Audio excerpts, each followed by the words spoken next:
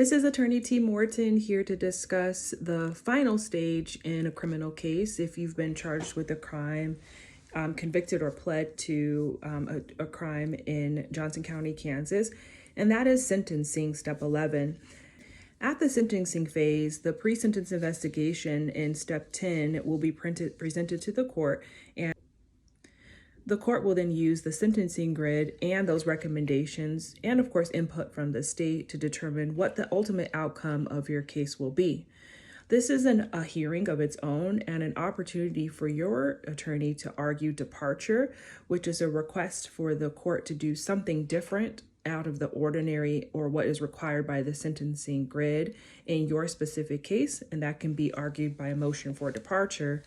And the prosecutor often can have the opportunity to argue departure up, which is also something out of the ordinary and asking for additional or more serious consequences based on your case.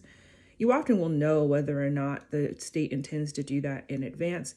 However, it's important that you have legal counsel to support you to present your position, departure down, and to argue against departure up.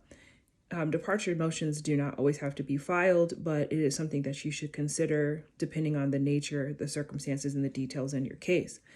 It is also a time for a victim impact statement to be given, for character statements to be heard, and an opportunity for you to speak directly to the court, which you should not do without legal advice. Then at that time, the court will then determine what the outcome of your case will be, and oftentimes there and then you will know what will happen at the conclusion of that date, whether you'll go and be remanded into custody, which your attorney should prepare you for if that is something that is a possible consequence in your case, or the next steps following sentencing.